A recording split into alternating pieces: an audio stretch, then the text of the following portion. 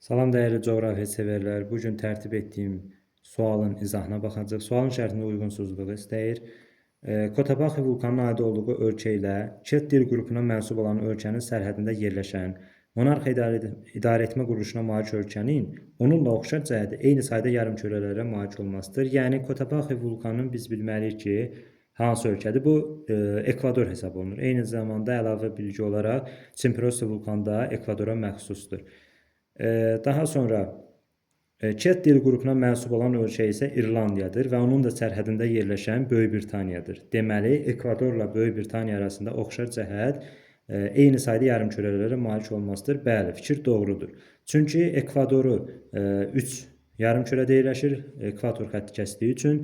Böyük Britaniya isə yenə də 3 yarımkürədə yerləşir, Greenwich xətti kəsdiyi üçün. Fikir doğru, qarşısına yanlış yazdığı üçün biz bunu götürəcəyik. Çünki bizdən uyğunsuzluğu istəyir. Daha sonra dağın nisbi hündürlüyü mütləq hündürlüyünə bərabər ola bilər. Fikir doğrudur. Niyə? Çünki məsələn Mont Blanc 4807 metr mütləq hündürlüyüdür. Bu hardan hesablanır? Bu okean səviyyəsində hesablanır. Nisbi hündürlüyü bəs nədir? İki nöqtə arasındakı hündürlük fərqi. Mütləq hündürlük dağın zirvəsi 4807, mütləq hündürlüyü isə daha doğrusu dağın mütləq hündürlüyü 4807, nisbi hündürlüyü isə okean səviyyəsindən hesablana bilər. 0 metrdən götürsək, 4807-dən də həmin 0 metri çıxdıqda dağın elə mütləq hündürlüyünə bərabər oldu. Demək ki, fikir doğru, qarşısına doğru. Biz bunu götürməyəcəyik. Daha sonra paralel düzənliklərin yaranmasına əsasən müvəqqəti axarlı çay və ya sular hesab olunur. Bunlar kitab cümləsidir. Bəli, fikir olaraq bu doğrudur. Qarşısına yanlış yazdığına görə bunu da götürəcəyik. Hava adalarında ilk dəfə ferromaqnit xassəli faydalı qazın çıxarılmasını cəhd göstərən ölkənin ərazisində yerləşən geosinkronal inkişafın 4-cü mərhələsinə aid olan dağla hündürlüyü 3404 metr olan dağın yarandığı geoloji dövrlə üst-üstə düşür. Hava adaları ilk dəfə ferromaqnit xassələrinə malik faydalı qazıntı bu dəmir filizdir. Yəni hava adalarında ilk dəfə ABŞ deməli cəhd göstərib ki, dəmir filizini çıxarsın. Yəni söhbət ABŞ-dan gedir və onun da ərazisində yerləşən geosinkronal inkişafın 4-cü mərhələsi, yəni platforma mərhələsində yerləşən dağ Apalas dağı hesab olunur. Yəni bu dağla Apalas dağı ilə hündürlüyü 3404 metr olan dağın yarandığı geoloji dövrlə üst-üstə düşür. 3404 metr olan Aneto piki bu zirvədir və onun da aid olduğu dağ deməli Piriney dağları hesab olunur. Piriney dağları da bilirik ki, Kaynezoy erasında yaranıb. Fikir yanlışdır, qarşısına doğru yazıb. Yəni biri Paleozoyda yaranıb, biri Kaynezoyda. Üst-üstə düşmür burada. Amma burada düşür yazıb deyə fikir yanlış, qarşısına doğru. Biz bunu da götürmək məcburiyyətində qalacaq. Daha sonra 5-ə baxaq. Tahat zirvəsinə aid olduğu dağla Mersiusin burnunun aid olduğu yarımadanın oxşar cəhəti eyni sayda işıqlanma qurşağına malik olmasıdır. Tahat zirvəsinin aid olduğu dağ Əxəkkərdir. Bu şahid dağ hesab olunur. Və Əxəkkər də səhv etmirəmsə 2980 metr olmalıdır və onu da şimal tropik xətti kəsir deyə iki işıqlanma qurşağında həm mülayim, həm tropik. Daha sonra deyir ki, Mersiusin burnunun aid olduğu yarımadanın oxşar cəhəti. Mersiusin burnu Şimali Amerikanın şimal ucqar nöqtəsi Butiya yarımadasının şimal hissəsindədir və burada bizdən Mersiusin burnunu soruşmur.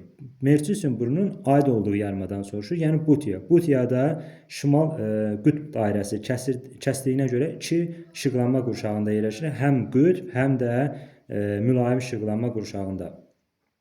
Fikir doğrudur, qarşısına doğru yazdığı üçün bununla işimiz yoxdur, yəni bunu götürməyəcəyik. Daha sonra 6. Dərinliyi 1450 metr olan gölün aid olduğu materikin cənub hissəsində fiziki aşınma şimal hissəsinə nisbətən daha çoxdur. Dərinliyi 1450 metr olan göl Tanganika gölüdür. Qraben mənşəli Tanganika gölü. Yəni bunu bilməyə ehtiyac yoxdur. Sadəcə dərinliyi 1450 metr, yəni bu da kitab cümləsi olaraq var. Aid olduğu materikin cənub hissəsində, yəni Afrika nəzərdə tutulur. Afrikanda deyir ki, cənub hissəsində fiziki aşınma şimal hissəsinə nisbətən daha çoxdur. Burada fikir yanlışdır. Niyə? Çünki belə deyək, Afrikanın şimal hissəsi daha çox enlidir. Yəni həm bu okeanlardan uzaqdır, həm belə deyək də geoloji yaranma dövrünə uyğun olaraq şimal hissəsi daha enlidir və xəritəyə də baxdıqda görə bilirik ki, səhraların sahəsi orada daha çoxdur. Yəni böyük səhra var, qərbi səhra var, Nubiya səhrası və yəni ümumiyyətlə şimal hissəsi daha çoxdur. Fiziki aşınmaya da daha çox məruz qalıb. Orada eyni zamanda şahid dağların da sayı çoxdur. Əhəqqər, Tibesti, Darfur. Bu kimi şahid dağların sayı çox olduğu üçün, yəni orada da həm də fiziki aşınma böyükdür. Yəni bu nəticəyə gəlmək olar ki, şimal hissəsində fiziki aşınma daha çoxdur.